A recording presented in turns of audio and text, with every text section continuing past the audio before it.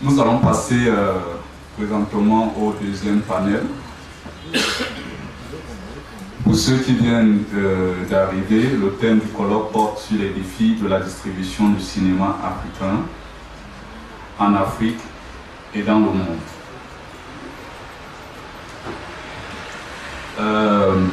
Le deuxième panel est constitué du professeur Samuel Romon-Saké, du docteur Paninarova Ominen, tous deux de l'université de Boya. Et nous avons aussi le professeur Omar Diagandian du Sénégal. Nous attendons pour l'instant le professeur Bazin Gono, qui est enseignant à l'ESTIC.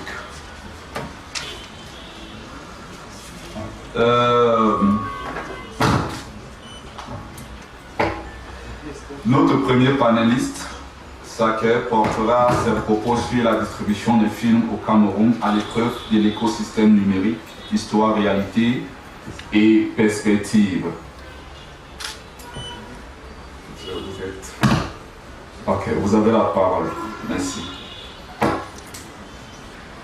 Voilà, je dis bonjour à tout le panel et bonjour à l'assistance ici présente. Alors, mon deuxième papier est intitulé « La distribution des films au Cameroun à l'épreuve de l'écosystème numérique, histoire, réalité et perspective ».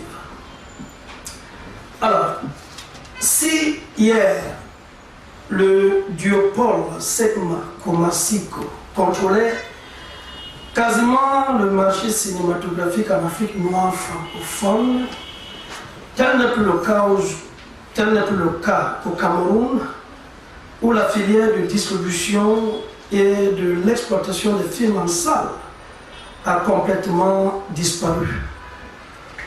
Depuis plus de 70 salles de cinéma que comptait le Cameroun dans les années 85, il n'en restera qu'une dizaine en 1995, 3 en 2005 et 0 en 2010.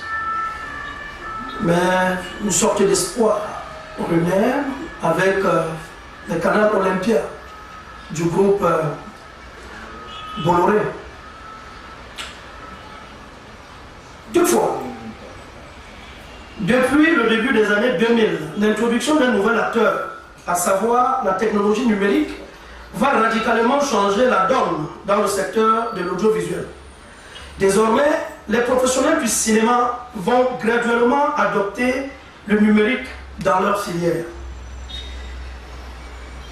Cette adoption a d'abord concerné le processus de production, puis progressivement d'autres maillons de la chaîne cinématographique comme la distribution, l'exploitation en salle, la diffusion avec des films africains en ligne. Ce passage du numérique, ce passage du support argentique au pixel a apporté un nouvel élan au cinéma africain, notamment camerounais, en état de désuétude. Et même le secteur de la distribution qui était déjà à l'agonie n'est pas en reste. Ce qui nous conduit à l'interrogation suivante. Comment se présente dès lors la distribution des films au Cameroun avec la mutation du passage de l'analogie vers le numérique? La réponse à cette question principale fonde l'intérêt de cette étude.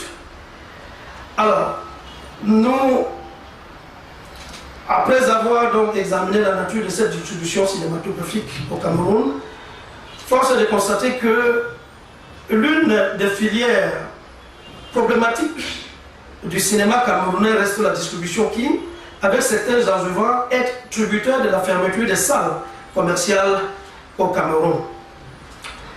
Alors, d'entrée de jeu, nous allons donc essayer de voir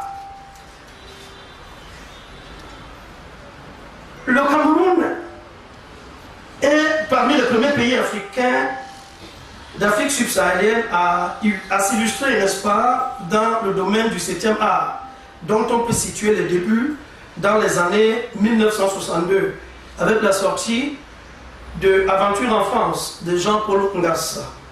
Plusieurs de ses compatriotes se lanceront dans la production de films pour encourager ces derniers. L'État du Cameroun va mettre sur pied le FODIC, un organisme de soutien à la production cinématographique nationale.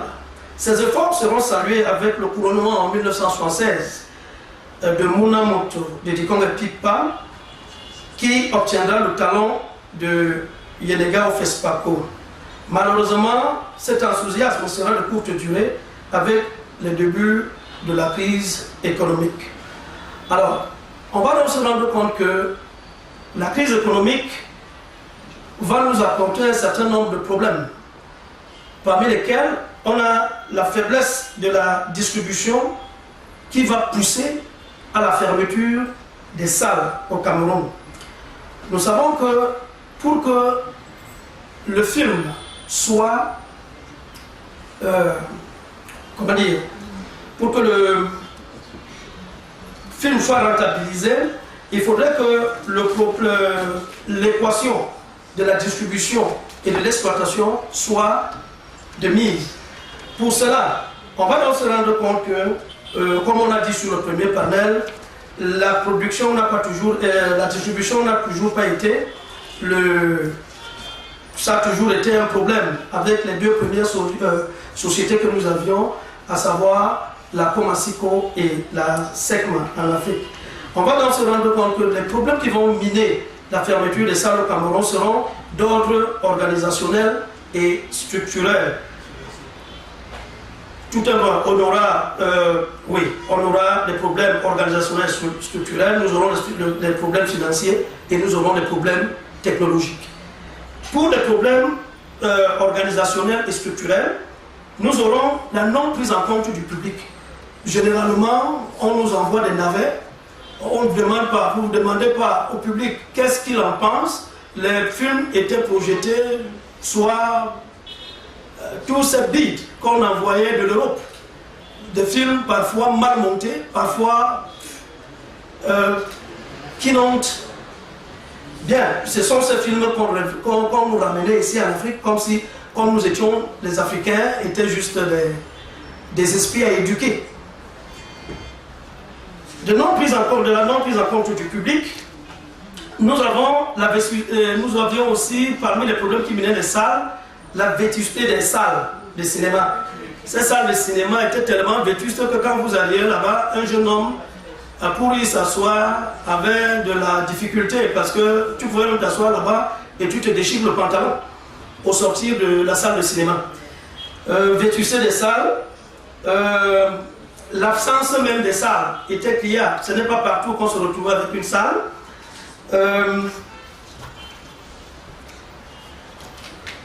Après ces problèmes d'ordre organisationnel et structurel, nous allons aux problèmes d'ordre financier. Les problèmes d'ordre financier, nous avions la crise économique et la baisse du pouvoir d'achat. En réalité, dans les années 1986, avec la crise économique, l'État sera obligé même de brader ses structures étatiques. Et le cinéma, malheureusement, qui est sur un domaine économique, l'État ne pouvait plus tenir ses engagements et automatiquement, on va donc voir que le FODIC, qui était en charge, n'est-ce pas, de promouvoir le cinéma camerounais, sera complètement dissous dans les années 1991. Avec ça, avec la baisse du pouvoir d'achat, le cinéma va vraiment, les Camerounais vont vraiment subir la crise économique de plein fouet, et avec pour apothéose la dévaluation en 1994, où on a vu les salaires de certains des fonctionnaires passer de quelqu'un qui touchait peut-être 350 000 se retrouvait du jour au lendemain avec 90 000. Dans ces choses-là, la dévaluation du cinéma arrive aussi, la dévaluation du franc CFA arrive, ce qui fait donc qu'il y a une sorte d'inflation. Le cinéma étant un produit importé, automatiquement, le coût de l'importation joue. Et le ticket, n'est-ce pas, au niveau des salles, devrait automatiquement évoluer. Ce qui fait que les films qu'on voyait peut-être hier à 250 francs ou à 500 francs, le coût devrait être un peu plus élevé. Après les problèmes d'ordre financier, on va se retrouver avec les problèmes d'ordre technologique. Avec les problèmes d'ordre technologique, on a un nouvel élément qui va entrer par le développement de la télévision, l'avènement du câble, on aura des vidéoclubs et la téléphonie mobile avec Internet. De la venue de la télévision au Cameroun, dans les années 85 voire 86, avec la crise économique aidant, les Camerounais vont se poser la question, mais pourquoi encore aller dans les salles de cinéma alors qu'à la maison même, je ne paye plus le taxi et je peux m'offrir un Depardieu, un Louis de Funès au niveau de la télévision nationale. Bon, la télévision est arrivée un peu comme une sorte de concurrence, n'est-ce pas, au niveau du cinéma. Après la venue de la télévision, on peut parler aussi des vidéoclubs. Voilà encore une autre imposture qui est arrivée en marge, n'est-ce pas, de la loi de 1998 où des Camerounais ont décidé comme ça, avec le développement de la technologie, de se retrouver à produire, à diffuser un certain nombre de films dans des salles plus ou moins étroites, qui, avec un magnétoscope, un téléviseur, et voilà, on se retrouvait avec le spectacle cinématographique à des prix défiant toute concurrence. Tenez-vous bien, dans les vidéoclubs, on se retrouvait avec des films de... on pouvait avoir un Jurassic Park qui sortait au box-office, on le retrouvait au quartier à 50 francs ou à 100 francs.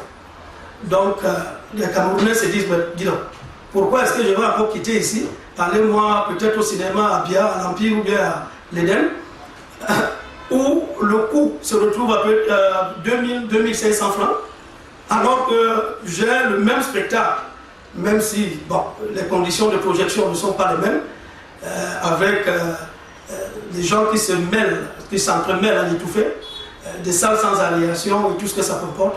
Mais c'était déjà quelque chose. Les Camerounais pouvaient consommer des films via les vidéoclubs. Après donc les vidéoclubs, on va parler d'un autre acteur très important qui entre la téléphonie mobile avec Internet. Internet désormais, ce porteur d'instantanéité et d'ubiquité nous permet désormais de nous projeter. Un film qui est sorti, on peut aller en ligne, on peut acheter des films désormais en ligne, et puis avec ce qu'on appelle aujourd'hui la vidéo à la demande, on peut pratiquement acheter des films et via Internet. Alors cela nous pousse à voir un peu un autre élément, la nature de la distribution au Cameroun. Comment se passe donc la distribution au Cameroun depuis la nuit des temps? Le Cameroun a connu un certain nombre d'acteurs au niveau de la distribution. On a des distributeurs indépendants. On a vu des distributeurs indépendants, par exemple à l'instar de quelqu'un comme Alphonse Béni, qui était en même temps producteur cinéaste, donc réalisateur et distributeur. On a eu des producteurs indépendants comme Alphonse Béni. On a eu, au niveau de la nature des distributeurs, on a eu des réalisateurs aussi producteurs. Des réalisateurs producteurs où certains Camerounais ont décidé de prendre à bras le corps la distribution de leurs films. Réalisateurs producteurs dans quel sens? Dans le sens où la visibilité des films camerounais étant devenue pratiquement impossible dans les salles de cinéma, parce que la salle de cinéma va vous coûter extrêmement cher. On va vous projeter un film chinois à 500 francs. On vous projette un film américain à 500 francs. Lorsque le Camerounais, lui, va venir produire son film, on lui demande au niveau du truc, il est obligé de le projeter dans peut-être 2000 francs. Combien de Camerounais vont regarder un film à 2000 francs au niveau des salles commerciales? Ça posait donc un problème. Certains réalisateurs camerounais ont donc décidé de prendre à bras le corps le problème de la diffusion, de la distribution et prendre le produit. Parmi ces personnes, on a des gens comme Joséphine Damou, qui, avec Paris à tout prix, a protégé son film de la piraterie et qui a eu un certain nombre, après avoir ramené son film sur le terrain, a eu un bénéfice de pratiquement 70 millions sur l'étendue du territoire. On a eu des gens comme Thierry Tamak avec le cinéma au prix d'une bière. On a eu les gars comme Richard Diff qui eux-mêmes s'est décidé d'aller se retrouver sur la place publique et pouvoir vendre, proposer leurs œuvres. Après les sociétés de distribution classiques, on avait donc les Majors, Comasico et la SECMA. Et après, on a donc les mineurs au niveau du Cameroun, la production camerounaise. On aura donc certains Camerounais comme on aura Ciné News, dirigé par Frédéric Massin, Ciné Vision de Madeleine Bounou, Galaxy et Ciné Lume. Voilà autant de maisons de distribution qui étaient camerounaises. Et puis, à la fin, on aura donc la distribution au Cameroun à l'ère du numérique. Là-dedans, on a des distributeurs qui sont chargés, n'est-ce pas, qui vendent le produit, qui essayent de vendre les CD. On parle des distributeurs sur support DVD. On a eu un gars comme Magic Torch, on a eu des gars comme Culture Mboa, de l'association camerounaise pour la promotion de l'audiovisuel APAS, et on a eu aussi des distributeurs ambulants, distribution ambulante, où des Camerounais prennent à bras le corps leurs produits et se retrouvent en train de le vendre. Et après, on a donc aussi une sorte de production de distribution festivalière, un peu comme on a au Cameroun, on a les écrans noirs, on a le festival Yaoundé tout court, on a le festival international de l'école Festi, on a le Beach Festival Documentary, on a le festival international Miss Medinga, on a le CAMIF, qui est le Cameroun International Film Festival au niveau de Boya. Et après, on a eu la distribution télévisuelle, parce que la télévision aussi est venue aider, n'est-ce pas, à la distribution au Cameroun. Et des chaînes publiques, autant que privées, ou alors internationales. Donc après cela, on a ensuite, vers la fin, avec le numérique, on aura aussi la distribution des films sur Internet, parce qu'aujourd'hui, Internet est venu avec les sites multimédia, les sites de téléchargement, les sites de cybercréation pour aider, ma foi, à la distribution. Et automatiquement, avec la télévision interactive, pour des contraintes de temps, je crois, le modérateur me fait des gros signes, nous pouvons nous arrêter là. Merci. Merci pour cette brillante présentation qui a été très pragmatique et qui nous a permis de comprendre clairement de quoi il était question, sans entrer dans les tenues stylistiques qui nous perdent parfois. Si j'essaye de revenir sur un condensé de ce que tu viens de nous proposer, il est clair qu'avec la venue du numérique, il y avait quand même de l'espoir. Et tu nous rapportes qu'en principe, cet espoir partait du fait même que le Cameroun était l'un des premiers producteurs ou alors l'un des premiers pays à s'illustrer convenablement dans le secteur du cinéma.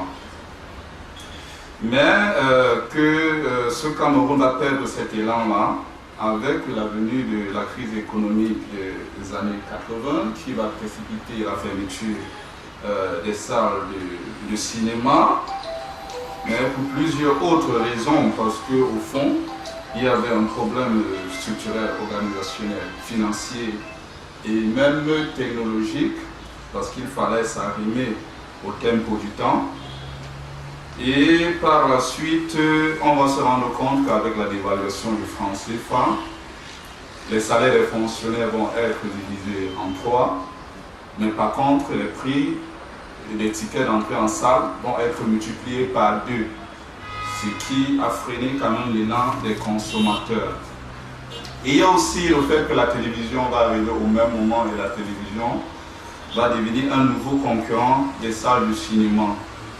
De l'autre côté, on a les vidéoclubs dans les quartiers populaires qui rivalisaient aussi en termes de prix. Et le fait que les films camerounais n'étaient pas plébiscités ou alors programmés convenablement dans les salles de cinéma, il y a certains Camerounais qui vont prendre sur eux de trouver des moyens de distribuer leurs films par eux-mêmes. Et au rang de ces Camerounais, nous avons Alphonse Béni et nous avons Thierry Tama qui va mettre en place ce que nous avons appelé à un moment donné le cinéma au prix d'une bière. Je pense que c'est l'essentiel. Je ne voudrais vraiment pas. C'est l'essentiel du propos du professeur Samuel Raymond. Et nous allons, sans transition, passer directement au docteur Pani Nalova, enseignant de cinéma à l'université de Buea. Vous avez la parole, Pani. And I'm going to make my presentation very practical and proactive because the subject matter in question is something that if you are a practitioner or a researcher in cinema, it concerns you directly. Every day in the University of Buea, every year, we have an intake of about maybe 30, minimum, 30 students that come in to learn cinema. And in the course of that year, we will have maybe 25 or 20 something. Some of them don't drop out willingly, they drop out because their parents ask them to. Because their parents don't believe in this field at all, okay? So when we have a subject matter like this, I felt very connected with it, and so I'm happy I was invited to come and talk about it. My paper is entitled, Where Are the Viewers? Where are your viewers? That's what I've come to ask you this morning. Where are they? I want us to rethink film access and audience in Cameroon. I'll give you an anecdote. This is my product, right? I made it. And this is Dr. Sake. I don't know how I'm gonna sell this. I give it to Dr. Sake, who is supposed to get it to Dr. Yadia, all right? But the question is, what determines the fact that Dr. Yadia wants Supermont, not Tanguy? How do I know that? He can get the product from me and give it to Dr. Yadia, and he's like, yes, I want water, but I don't want Supermont. I listened to the brief on the thematic of this year's Écran Noir, and it's stipulated that the audience are avid to watch our films, but we don't know how to get into them. I come here to defer a little bit and to tell you that you might be wrong. It might be a little presumptuous on your part to think that that audience wants your film. That audience wants to watch a film, but not necessarily yours. Not because they don't like your films, but because you're not selling it to them. This is a business we're in. And we continue to treat it as if we're entitled. The audience is entitled to us to receive our films. I can understand, given the African cinema dogmatic that we're coming from, the idea was to tell our stories in our own way, right? To put our culture, our heritage out there. So every time we produce a film, we're like, hey, this is me selling our culture, you've got to buy it. But you're wrong. Because you know what? the guy from Morocco is also selling his culture. And if he sells it better than you do, I'm gonna buy his. At the end of the day, I want to be entertained as much as I want to consume the culture.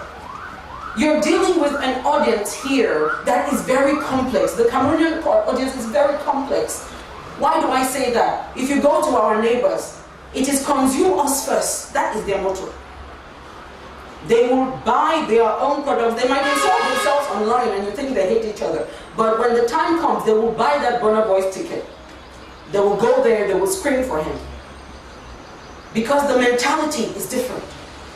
Our setting here, our first approach is critique.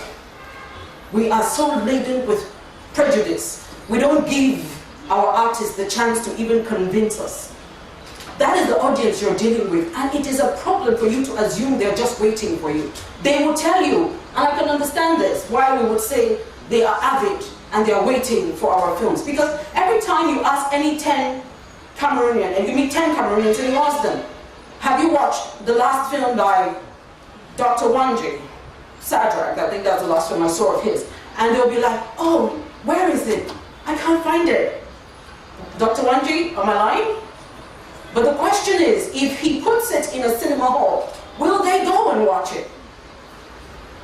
There is a difference between what people say they want and what actually they consume.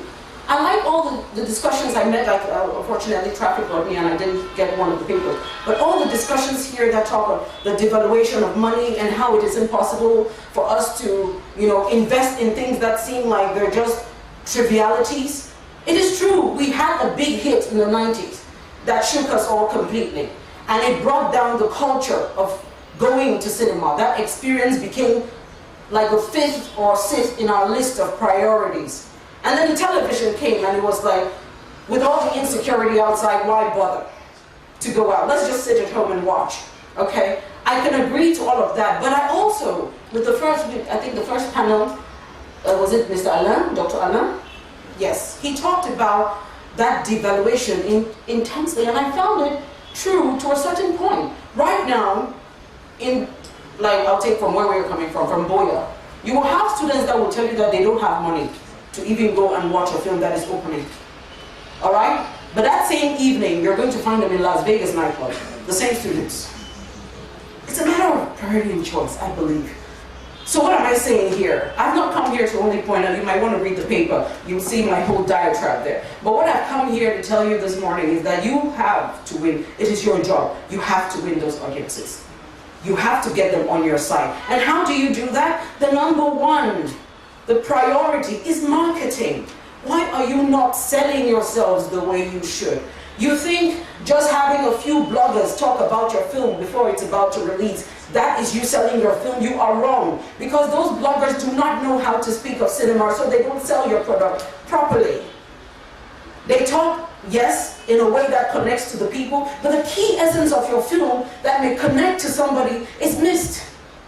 And I, who's reading that, I'm just like, it's just one of those films again. And that's it, I'm on to the next thing. You're looking at an audience whose span of interest is now limited to 5 minutes because those are the skits they watch. They're on their phone. That's where your viewers are. They're on their phones.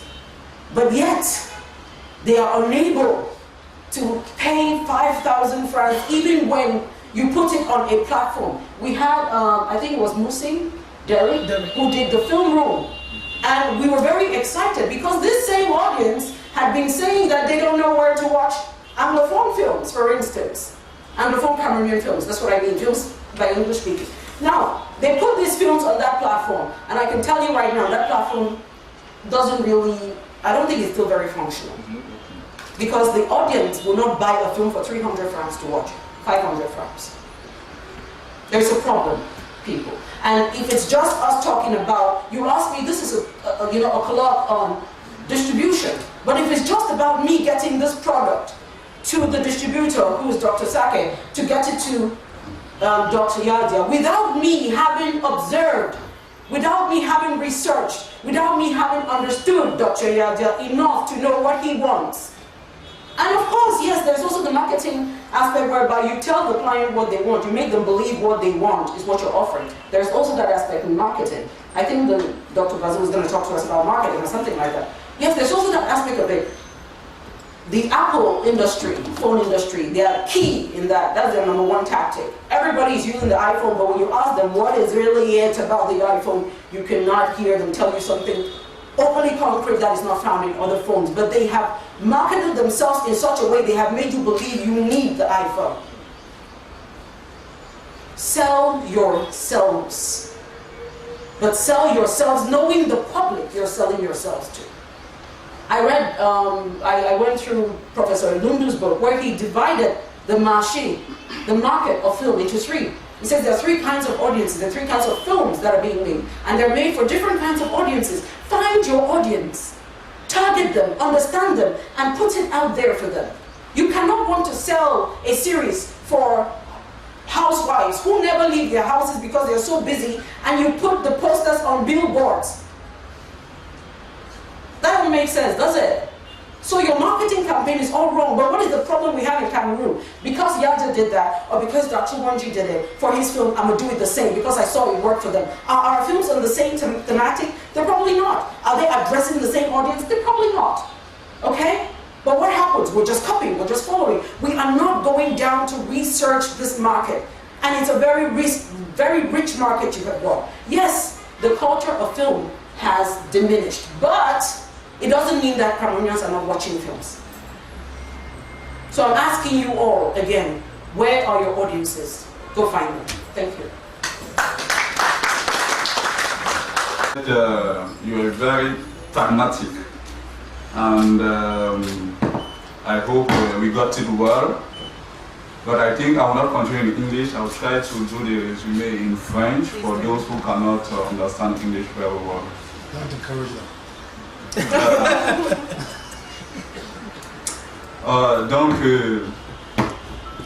Pani nous rapporte que déjà elle est enseignante à l'université de Boya, au département des arts du spectacle et cinématographique. Et chaque année, elle a constaté qu'au moins 30 étudiants font la entrée dans cette filière.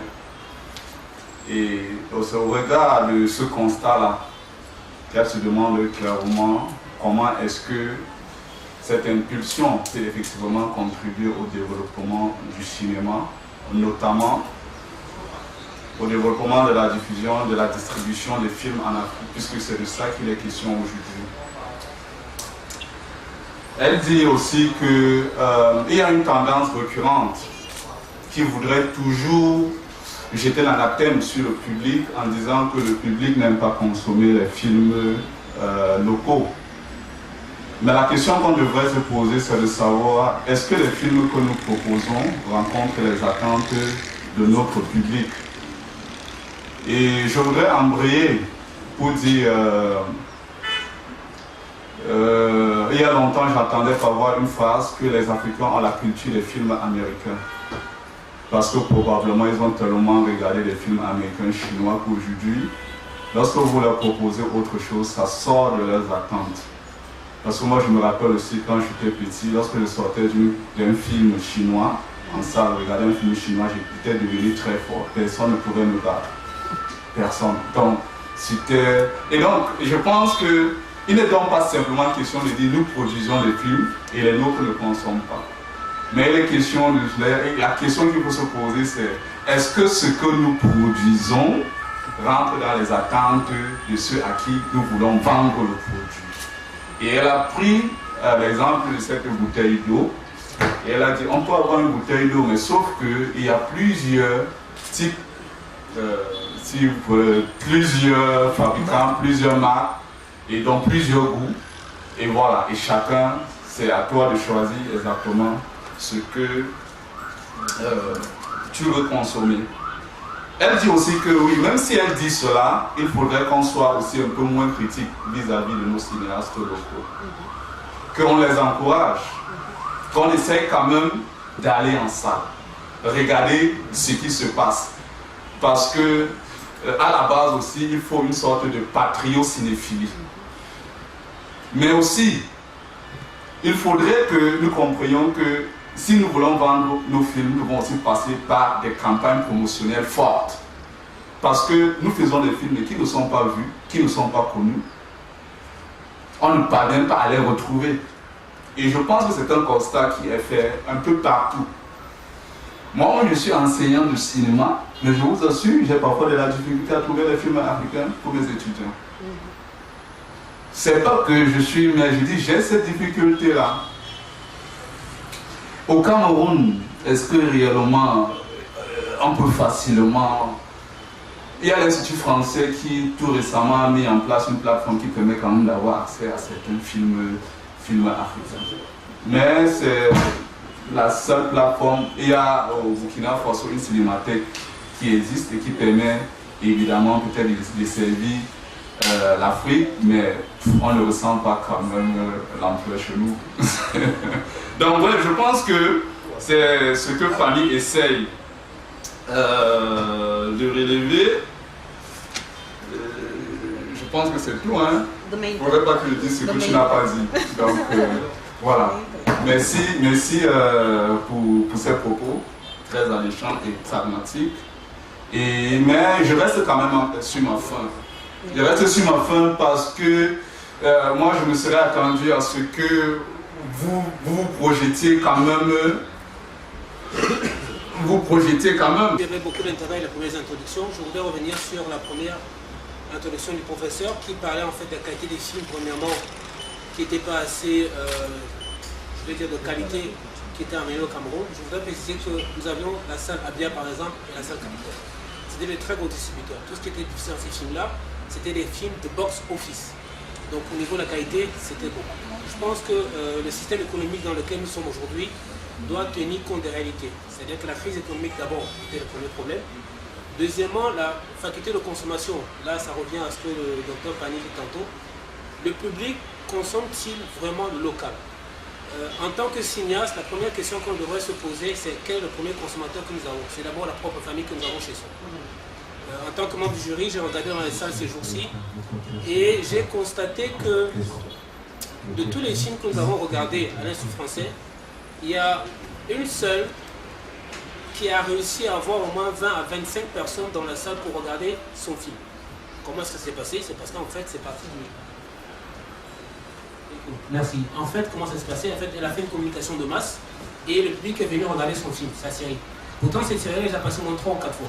Donc ça veut dire que ça lui garantit déjà un certain potentiel acquéreur et d'acheteur. C'est-à-dire que le cousin dit au petit cousin dit à la mère dit au petit cousin. C'est ainsi que le Nigeria s'est développé, parce qu'on prend toujours cet exemple-là. C'est la population, c'est le nombre. Que la qualité soit bonne ou pas, si vous avez le nombre, on achète. Tout produit trouve preneur. Il faut qu'on se le dise. Maintenant, quand on revient sur la réflexion sur la qualité de distribution, il faut tenir compte du fait que si on se tient uniquement sur le Cameroun, les aspects numériques sont extrêmement exécrables. Il faut se le dire. Il faut se dire que la plupart des producteurs aujourd'hui qui font de la distribution sur l'international vont sur YouTube. La majeure partie de nos consommateurs, ce sont les consommateurs de la diaspora. Ce n'est pas les consommateurs locaux. Parce qu'Internet coûte cher au Cameroun. Je me base uniquement sur le cas du Cameroun. Vous avez cet aspect-là. Et on sait que sur l'international, le Wi-Fi gratuit, c'est pas partout. Les Anglais, nous sommes ici, on n'a pas accès à Wi-Fi. Nous sommes à la CRTV, nous avons la radio, il n'y a pas accès à Wi-Fi. Pourquoi? Alors que c'est la maison de l'information et de la communication. Est-ce que c'est normal? Donc, on a ces aspects-là qui poussent à trouver les voies et moyens pour avoir une autre forme de distribution. Mais cette autre forme de distribution-là ne peut être qu'effective que si la masse salariale est augmentée, si le pouvoir d'achat est augmenté. Donc, quelles que soient les formes que nous allons proposer aujourd'hui pour les distributions, il faut toujours tenir compte du système économique-là qui veut que la crise économique a frappé 2 fois plus l'Afrique sous le fait de la dévaluation et qu'aujourd'hui, en Afrique, on va dire Afrique centrale, au le Cameroun, que nous n'ayons pas nous-mêmes notre propre monnaie, nous oblige toujours tout le temps à avoir cette évaluation-là multipliée par 650, multipliée par 555. On se comprend très bien. Donc je voudrais qu'on s'attende beaucoup plus sur l'aspect économique qui puisse permettre de pouvoir trouver des voies de distribution. Parce que quelles qu'elles soient, elles seront toujours bloquées par les difficultés économiques. Merci. I want to insist on what Dr. Yadia was saying just now about us having stopped where we should have started with Naropa. you said yes, go get your audience. All good. The big question is how? And that's our scientific question. That's the question we hope for. And that's what we need to see answered in the proceedings, in the beautiful paper that you write for us. So we want to hear it now, at least a few snippets, and then we know that we'll read more. Thank you. Stress on what I felt was a call out, but it doesn't mean I don't have possible solutions. I do. And it starts from the person who is writing that film. It starts right from there. The writer, the screenplay writer. That's where your marketing begins. The marketing I'm calling on to you to beef up starts from the writer. And that writer can only integrate marketing once the target audience has been researched upon. You see, I think we have students who go on the field all the time and they do research, they do data, on reception, for instance, audience reception, which is my case study in particular. How many people really bother to look at the data? If I ask a film production house, for instance, I say, okay, in this production house, can you create a research? And they're like, no, that's too expensive. But these data and information is free, it's available, but we're not looking into them. We need to research on the market. What is happening in the market right now? I'll give you an example. Marvel got too comfortable with all the success they had had, and they started, after the Avengers, they started churning out series of all types, going into some of the comics that they felt the audience wanted to see. What happened? They are all tanking, one after the other. They have gone to call back the original cast. Why? Because they misread the market and where it was at a certain point. So we are sitting here right now, maybe what is interesting for the Cameroonian audience are series on TV, right? And if you want to make a film, you must understand, first of all, why those series are appealing to them. You understand what I'm saying? Because you're trying to get the audience from something that they are already consuming, which is available. You must research that market. And from that market research, you bring it back to whoever is writing the story. Why do I say this? You cannot change an artist, what they want to say, or the kind of film they want to do. But you can put in elements that these are the business elements I'm putting in the films. Take, for instance, these scenes we have in films where the hero is coming to save the day, he's got guns, he's got people behind him. When you look at those things, they are not realistic at all. Look at Captain America's entrance in Civil War. I mean, who does that? But listen to the audience. I was there, I cannot live here to watch that. Everybody went berserk just with that interest, those cinematic moments, those entertaining moments, those things that are pleasing to the audience. You must know it, you must understand it and integrate it in your writing so you can try to win a little bit of that market. That is one aspect, but I still insist, and I come back to it, those digital platforms that we are using, that is where the marketing is taking place right now, but we must be careful how we use them. We must use them intentionally. You put your films on the net, that is good. I like it. That's where I didn't get the information that a film is available. That's great. But the question is, how do you put it there? Use algorithms. Understand the market of algorithms. There are keywords that if I am sitting in Boya and I type Cameroonian cinema, I should be able to see the gentleman's film out a little bit. Those, in terms of the filmmaker agency, those are just one or two elements that can be done. And then I want to insist on this one before I go to the state, what the state can do. Our trailers, our film trailers. What was the last film trailer you all watched from a Cameroonian or African film? Can you remember it? You remember his trailer? Okay, that's good. It means it was captivating enough. But our trailers are the problem. The way we present the film we have done, which is what should bring an audience. It's a problem. I sit there and I look at it and there is like, somebody gives one line and another person gives one line and then there is a scene, I don't know what is happening and I don't know what the film is about. And I'm like, do I really want to watch this? You have to be, every element. Cinema is connected in such a way whereby from the beginning you think you want to make a film. You already need to start figuring out how you're going to sell it right to the end. Now, in terms of what the state can do, the state can start first of all by giving us some little boost in terms of subvention. If you say every dish or broadcast channel in this country must at least showcase 20% or 30%, for instance, of our films or our products that are made here, for instance. That is something. That is a beginning to something, I believe. If you insist on companies, whether it's telecommunications or I don't know, whatever company, for your publicity, we want to see only Cameroonian faces. That's what they're doing in Nigeria, where you have the Nigeria First concept. Whether it's an American company, it's a French company, if you want to market in Nigeria, you will use Nigerians. Whether it's in your adverts right up to the people featuring in that advert, you will use their people before you even consider anybody from outside. Those little incentives are things that the state can bring to, to inject just to boost us up a little bit. And there's still plenty more, like you said, in the paper. You can read it and you can get more. Thank you. Quelques éléments pour, ma foi, rebooster la production et par la distribution des films en Afrique. Il y a un élément important aujourd'hui qu'on ne peut pas nier. Je crois que la venue du numérique va complètement changer la donne. Cet élément qu'on appelle le numérique a, je dis même aujourd'hui, complètement changé la donne. Nous allons nous rendre compte que, moi je vais donner juste quelques éléments, ma foi,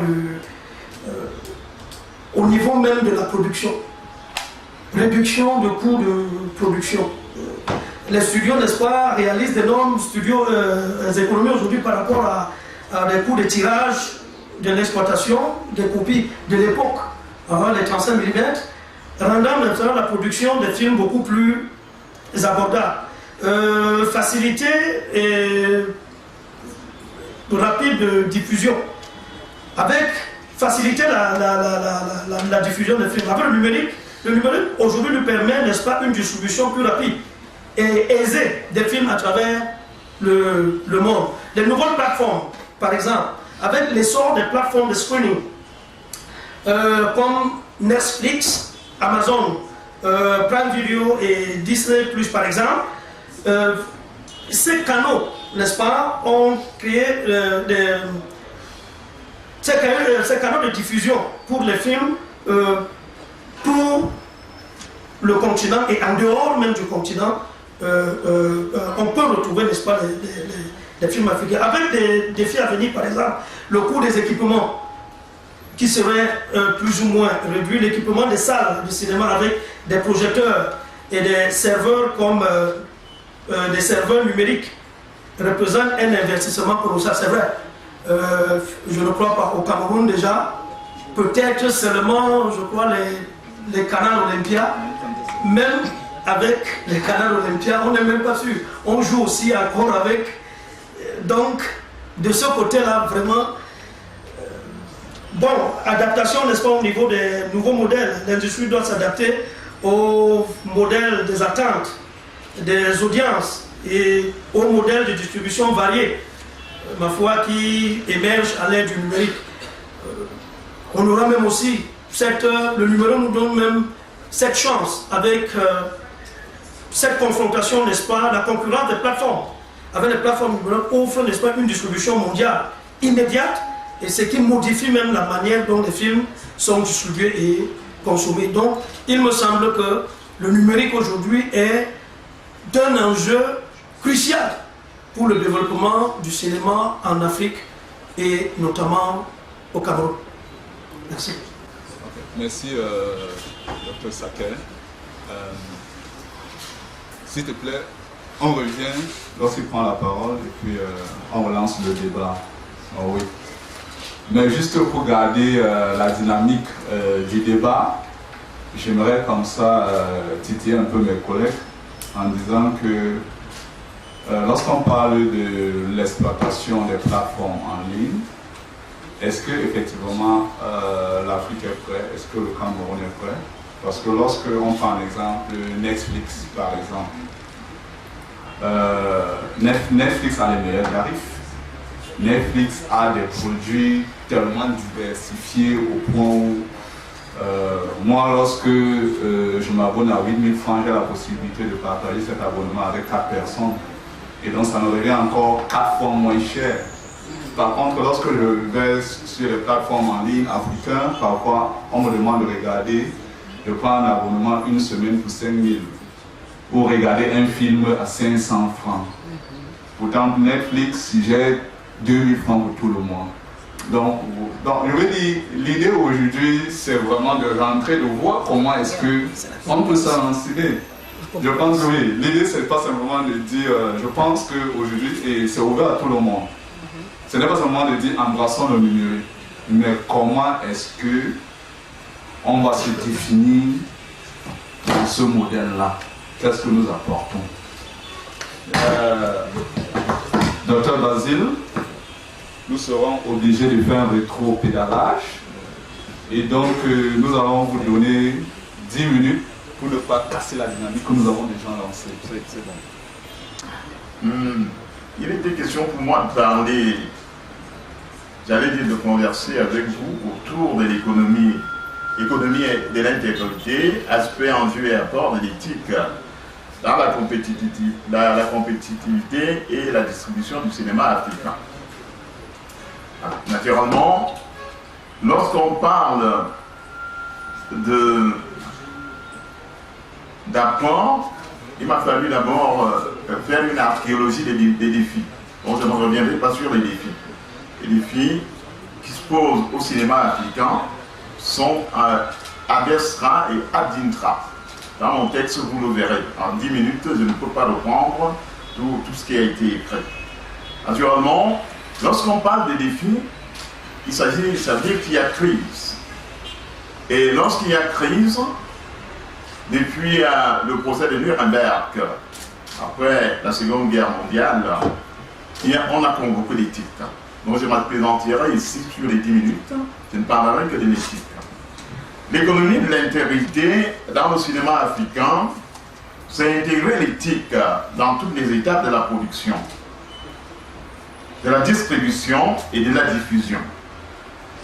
Pour combattre la piraterie, assurer des revenus justes aux créateurs et professionnels et construire un secteur culturel durable et compétitif. Les enjeux sont de taille. Transformer le potentiel économique du cinéma africain en richesse réelle, créer des emplois et renforcer la souveraineté culturelle.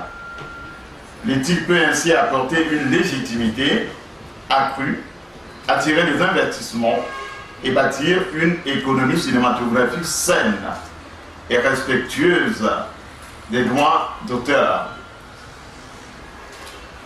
L'aspect de l'économie de l'intégrité, second point, respecter les droits d'auteur et des créateurs, assurer une rémunération équitable pour les films et protéger les œuvres contre la piraterie qui représente un manque à gagner de 50 à 75% des revenus potentiels selon l'UNESCO.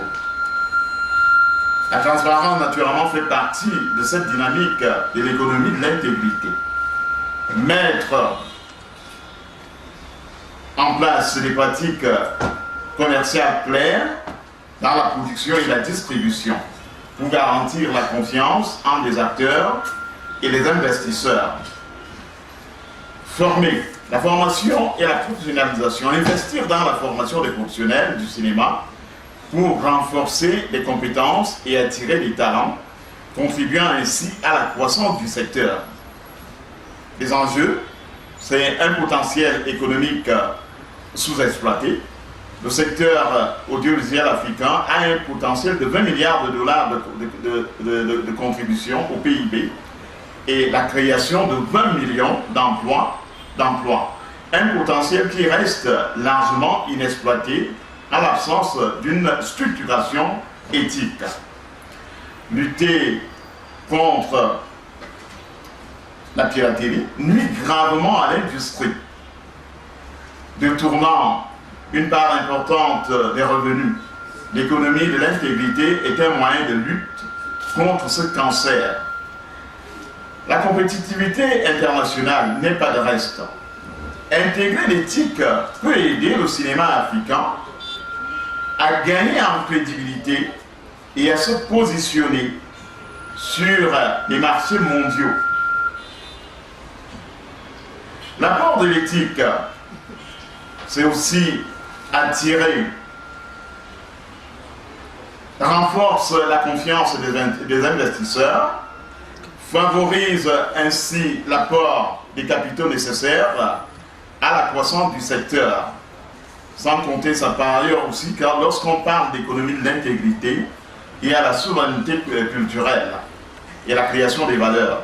Une production cinématographique éthique et respectueuse permettra aux Africains de raconter leur propre histoire, d'écrire leur identité narrative propre, renforçant l'identité culturelle du continent et créant de la valeur locale. Toujours dans la même perspective, elle permet de développer un écosystème durable. L'éthique peut contribuer à la création d'un écosystème cinématographique sain, favorisant la production des films de qualité, la formation des talents et la distribution efficace des œuvres. Le cinéma africain gagnerait à s'implanter à travers une industrie et des institutions comme le cinéma de l'Afrique du Nord et celui de l'Afrique du Sud. Naturellement, on ferait un grand bond si on faisait de l'éthique une compétence qui pourrait faire pavoiser le cinéma africain sur les cimes de l'excellence. J'en ai terminé. Précis sur la question de l'éthique au cinéma. Selon vous, l'éthique intervient dans tout le cycle de vie d'un film, toutes les étapes de la production jusqu'à la commercialisation. Et vous pensez que la non prise en compte de l'éthique fait en sorte que les créateurs perdent jusqu'à 50% de leurs revenus à cause de la piraterie. Et que l'éthique aussi pour vous, c'est investir dans la professionnalisation des acteurs du secteur. Mais plus encore, l'éthique, c'est raconter nos propres histoires, s'accepter tel qu'on est et raconter nos propres histoires. Et je pense, pour finir, je vais m'arrêter là. En grosso modo, voilà ce que j'ai retenu de votre brillante et bref exposé. Merci. On va continuer nos échanges. Donc, ceux qui veulent intervenir, donc à lever le doigt. Oui, Monsieur CI.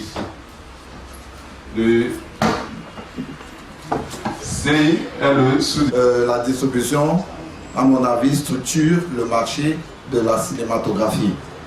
Seulement, il convient de relever ici, si vous avez, je vais d'abord parler au docteur Samuel Raymond Sacker, c'est que depuis le 19, je prends un exemple, depuis le 19 septembre, il y a une salle de cinéma qu'on appelle Silver Stream qui vient d'arriver au Cameroun, des exploitants, et qui, du 19 au 25, continue de diffuser le film Indomptable. Et ça fait le plein d'œuvre à Douala depuis le 19. La salle est pleine. Seulement, à un de mes tours, il y a 2 jours, je suis arrivé en région, un peu reculé, et les gens m'ont demandé, mais comment faites-vous voir le film Indomptable ici? Alors je n'avais pas de réponse là immédiate, alors ça a suscité à moi une question. Nous avons 360 communes au Cameroun. Les 360 ne sont pas capitalisées, mises à contribution. Je ne connais pas un film. Très souvent, les producteurs, la production cinématographique, le producteur se limite à vouloir que ces films passent dans les salles des métropoles, des grandes métropoles que sont Yaoundé et Douala, alors qu'il ne fera pas un public aussi dense et intense que s'il allait en région. Nous avons, au niveau du ministère des Arts et de la Culture, lancé depuis 2020 un mouvement, et je crois que le président Bassek Bakobio fait partie de cette mouvance-là, celle de regrouper en corporation les différents corps de métier. Et là, nous sommes dans le métier de la distribution, qui est hautement commercial. Les distributeurs se regroupent-ils pour investir le marché qu'offre le Cameroun? Je ne pense pas. Comment faire pour regrouper les distributeurs afin d'aller au plus près des consommateurs de films? Étant entendu, comme le docteur l'a dit, que chaque film a son... Pour quel film, pour quel public, pour quel film, pour quel public, quelle production, pour quel public. Alors, cet accompagnement des distributeurs pour investir les 360 communes et le cheval de bataille des politiques gouvernementales actuelles en matière de distribution des films qui, comme je l'ai dit précédemment, est un maillon très important. Alors, il y a eu aussi au niveau du Musée national une salle qui a été dédiée au cinéma où dans la politique on s'est dit peut-être les visiteurs camerounais ou étrangers qui venaient aller au musée pouvaient acheter des œuvres cinématographiques dans un espace qu'on a appelé la Galerie des Arts Cinématographiques. En 1 an, 2 ans, 3 ans, on n'a eu que 5 producteurs qui sont allés déposer leurs films là-bas pour qu'ils soient présentés tout au moins aux visiteurs qui venaient. Je tiens à dire que nous accueillons par an au moins 1000 visiteurs dans ces endroits, dans ces espaces. Alors, ma question c'est, au niveau de la politique publique d'accompagnement des distributeurs pour que le marché puisse être régulé normalement, quelle proposition vous faites, étant entendu que le producteur ou les distributeurs ont un peu de lenteur à se mettre en corporation? Nous osons croire que demain ce sera la meilleure, mais je dis dans mes propos au docteur Saker que non seulement les distributeurs qu'il a cités sont des distributeurs qui sont déjà assez vieux quand même, il faut mettre à jour un certain nombre de logiciels. Il y a des nouveaux types de distributeurs, vous n'avez pas parlé de PATBC qui est une structure étrangère ou de Film 26 ou plein d'autres.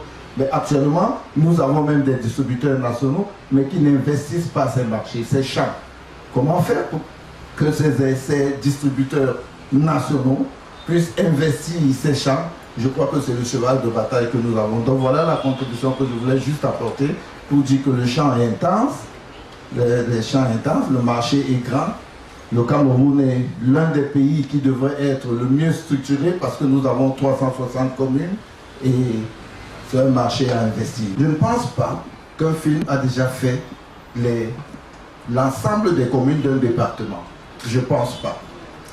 Au Cameroun, les communes sont regroupées au sein d'une institution qu'on appelle Communes et Villes Unies du Cameroun. Ils ont des départements départementaux, c'est des agrégés au niveau des départements et puis au niveau des régions. Je crois que la stratégie, ce ne serait pas de chercher à aller investir les marchés internationaux.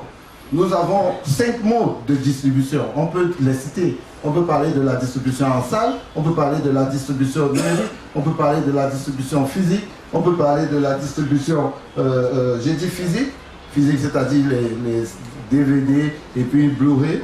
On peut parler de la distribution internationale avec les ventes des droits à l'étranger et tout ça. Ça c'est particulier. Je me dis que si la stratégie serait donc d'investir les communes, d'approcher les bureaux des communaux qui sont regroupés dans leur corporation et de demander, les communes ils ont besoin de ça. Moi j'ai travaillé à Batouri. Batouri c'est un fait fond reculé. Je suis arrivé à Kenzou. J'ai vu des films là-bas c'est-à-dire on réunit des gens dans des salles, on passe des films et puis l'entrée c'est parfois 2000 francs à une certaine heure, 1000 francs et tout, et c'est dans la commune. Donc je me dis qu'il serait bien qu'à partir du festival Écran Noir et de ce qui est mis là, c'est-à-dire les débats sur la distribution, que ça puisse vraiment germer, investir ces réseaux-là, créer un réseau déjà communal, départemental, et puis voir à un certain moment international. Et je crois que alors nos films vont sûrement être bien distribués. Et puis je voulais aussi, avec votre permission, dire ceci, c'est que le véritable problème que nous avons, c'est que dans la chaîne production, exploitation, distribution, très souvent, ce que moi j'ai observé, c'est que le distributeur veut traiter avec le producteur. Mais très souvent sur le terrain, le réalisateur veut traiter avec le distributeur, sautant le producteur, et ça crée un problème. Le réalisateur peut être producteur d'un film, mais en matière de négociation du business du film, c'est le producteur qui échange avec le distributeur, il s'accorde et puis ça va. Je crois que le réalisateur est le dieu du film et que le producteur, il met son argent, il a besoin de le rentabiliser. Le réalisateur peut muter, on n'interdit pas à un réalisateur d'être producteur, mais je crois que ce sont des métiers spécifiques. Je me dis aussi que dans les normes à la chose, il faudrait qu'on respecte ça et que les producteurs restent dans leur champ, les distributeurs dans leur champ, les producteurs dans leur champ, les exploitants également, et je crois que ça va aller. Voilà ce que je voulais dire. Merci. Bonjour, je suis Rolf Mouquet, je viens du Congo-Brazzaville, je suis acteur de cinéma et je m'intéresse beaucoup plus à la distribution. Moi, je vais rapidement apporter juste une petite contribution sur le côté de la distribution. Moi, je pense que, comme a dit le monsieur juste à ma droite, c'est pas tout le monde qui a accès aux réseaux sociaux, d'accord? Tout le monde n'a pas Netflix, ne sait pas ce que c'est. Pour moi, c'est simplement que l'Afrique puisse repartir, les distributeurs ou les producteurs de films puissent repartir sur un plan où, c'est comme au Cameroun, vous avez 360 communes, c'est d'aller dans des espaces publics, mais avoir des annonceurs qui vous accompagnent dans les espaces publics. Genre pendant les vacances, chaque week-end, essayer de nourrir ce public-là qui passe même dans la rue avec des films. Mais c'est une manière encore de faire intéresser le public local, qu'il existe des films, qu'il y a un cinéma qui existe. Moi je pense que c'est en allant de là qu'on peut nationalement ou localement essayer de booster un public qui peut suivre un cinéma. On a suivi le cinéma américain, chinois, je ne sais pas hindou. C'était juste ce qui était proposé. Mais qu'est-ce que nous on propose aujourd'hui? Je pense qu'il faut repartir dans les ménages, donc dans les communes, essayer de proposer ça et avoir des annonceurs parce que ça reste un business, pour que le producteur ne perd pas, pour que les annonceurs, quand ils mettent sa marque, au moins ils payent parce qu'il y a un public qui est là. Donc c'est dans ce sens que j'allais apporter ma contribution. Merci. How many producers include a pre-marketing budget in their budgeting? Because I think that's where it starts. Yes. Because with that pre-market budget, we can even use it to get to, maybe he talked about students or something. Who talked about this? The people who are maybe in professional schools that do communications and all those things. But we can start by meeting those. With your pre-market budget, it's also easy to build maybe new distribution, new distributors afresh. That's from the start. People will know that, okay, if I'm starting, I'll at least have something to support me to do some form of distribution. And then there's also, I was also looking at a module that came by as a problem, but I think it could become a future solution. Rebranding the video clubs and making it to have a kind of a central control. I actually wrote a whole project on that. Rebranding video clubs with a central control. But people still like going outside to meet with their friends and watch stuff. Take for example, matches. Everybody has telephones. Everybody has TVs in their houses. But we'll still prefer to go to bars and so on to sit together, watch a football match and comment. Those are areas I think we can still exploit. They're still there. Thank you. Je voulais juste insister sur deux choses pour qu'on ne les oublie pas pendant ce panel et pendant le contenu. Premièrement, M. CI a parlé des communes. Je dois lui dire Et je le regrette, et je suis sûr qu'eux aussi au ministère le regrettent. Il y a trop d'initiatives parallèles qui se font sans que les uns et les autres s'appuient. Parce que si le ministère est convaincu de cela, et que s'il appuie le projet qu'Écran Noir a monté depuis 5 ans, vous avez vu d'ailleurs qu'il y a 5 ans, le Ville Unie du Cameroun était le logo de Ville sponsorisée. Hein. On a fait des grosses réunions avec mon ami Tamba Augustin, qui est président des Villes Unies. Nous avions voulu monter cette opération. Et nous avions chargé une dame que vous connaissez tous, qui est maire, Madame Bala, Élise, de monter le premier projet. Et comme il le dit, on n'a même pas besoin de 160 villes. On a besoin même d'une cinquantaine de communes et ça pourrait tenir. Et d'autant que la plupart de ces communes ont reçu récemment des subventions du FECOM pour construire des salles de spectacle qui servent au mariage aujourd'hui et tout le reste. Mais comme vous y allez et que le ministère va de son côté et qu'on n'est pas toujours... On multiplie nos femmes. Moi je suis content que le ministère soit acquis à cela et je crois qu'on vous enverra aussi le projet du CCI que Écran Noir a lancé et qui était assez avancé et qui s'est stoppé. Actuellement, celui que nous avons porté le projet, c'est le maire Kanyan Kwai, qui est réalisateur, qui est producteur de films anglophones, qui est maire du côté des Accords, n'est-ce pas, dans le nord-ouest, c'est lui qui porte le projet actuellement. Et nous espérons que ça tiendra. Mais c'est vrai que si nous pouvions déjà avoir ces 50 petites salles qui pouvaient diffuser le film 2 fois par semaine, ça marcherait. Ça, c'est la première chose. La deuxième chose, je voudrais, Naloba, avant que tu ne partes de la scène, qu'on ouvre la perspective de la réflexion. Parce qu'il y a 5 ans ou 7 ans, j'étais très optimiste pour la diffusion du cinéma anglophone. Parce que nous avions à côté ici 200 millions de téléspectateurs. Moi, chaque fois que je me rends à Lagos, ce qui m'a toujours frappé, c'est de moins en moins cela. Ce qui m'a toujours frappé, c'est les longs rangs qui se tiennent devant les salles. Les longs rangs, parce que lorsqu'un film Yoruba ou un film anglophone sort, il y a extrêmement de portes. Et nous pensions donc que les films anglophones camerounais allaient avoir de ce côté-là une porte de sortie et tout. Hélas, nous nous rendons compte après quelques années que ce n'est pas le cas. Et qu'aujourd'hui, un anglophone camerounais l'autre jour, elle m'appelle du Nigeria, comment on l'appelle, la productrice, réalisatrice, Stéphanie Toub, qui est obligée de se déporter elle-même au Nigeria pour faire un film en espérant avoir le public nigérian. Alors je me suis rendu compte que même les Nigérians savent distinguer l'accent nigérien et l'accent camerounais.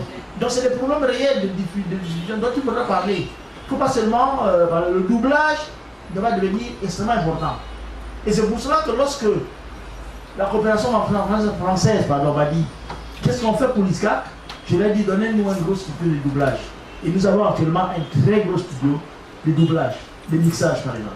Et ce qui fait que, voilà, qui fait que le film anglophone camerounais qui sera fait, et je vois Émile Iben qui est là à côté, caméraman émérite du cinéma anglophone, on le doublera avec des comédiens nigérians peut-être.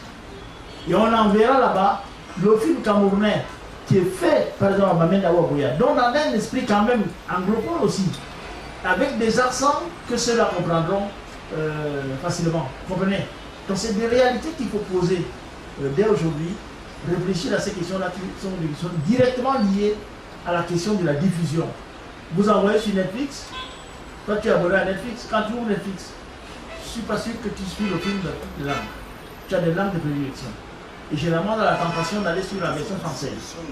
Moi, j'ai constaté qu'il y a un plaisir énorme à voir le film, par exemple anglophone, américain, mais doublé, sous-titré en français.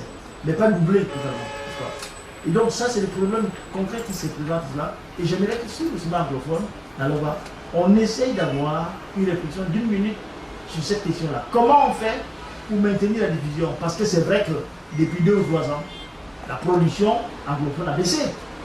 Elle a baissé pourquoi? Parce que les jeunes ont mis de l'argent dans la production, ils ont parfois hypothéqué le terrain familial, ils ont vendu leurs véhicules, mais ils n'arrivent plus, n'est-ce pas, à récupérer par la suite. Et les prix des techniciens sont montés. Quand Liben fait la photo du film, notre film qui était là, regarde, à ce moment-là, les cachets qu'il touchait à l'époque, ce n'est plus ce qu'il m'a demandé lorsque j'ai voulu l'engager pour un film publicitaire il y a 1 an, 2 ans. C'est-à-dire que quand tu voulais économiser de l'argent, tu allais produire chez les francophones. Aujourd'hui, avec les techniciens francophones, les producteurs francophones, ça a complètement gâté le marché. Les prix sont devenus carrément les mêmes, mais ce faisant, eux-mêmes ont eu des problèmes. Parce qu'ils ne peuvent plus faire les films qu'ils faisaient, n'est-ce pas? J'ai demandé à Gérard, à mon Gilbert, combien il avait dépensé tout son film qu'il avait vu avant là. Aujourd'hui, c'est impossible de le faire. Impossible. Quand j'ai fait le film, j'ai dit à Gérard Essoma, combien la récupération, la reprise du film, n'est-ce pas, et la production de ce film avait coûté. Un film qui a été sélectionné au Festival Ouaga, il n'en revenait pas. Mais lui seul, Gérard Essoma, constituait pratiquement le 5e du budget que j'ai dépensé finalement pour ce film. Et donc c'est des réalités aujourd'hui qu'on va poser, mais on n'est pas dans la production. Je voudrais qu'on focalise sur le domaine de la distribution. Et se rendre compte que le marché nigérien, malheureusement pour nous, s'est fermé pour le cinéma anglophone camerounais. Et donc le cinéma en général, parce que nous aussi on aurait pu penser du côté francophone, en intégrant des comédiens anglophones, en faisant une bonne partie du film en pidgin ou en anglais, on avait des chances de déboucher sur ces terrains-là. C'est une possibilité qui nous est venue. C'est 200 millions de spectateurs qui sont interdits désormais. Et voilà, c'est ce que je voulais dire à ce point. Donc, merci pour votre attention et votre assistance.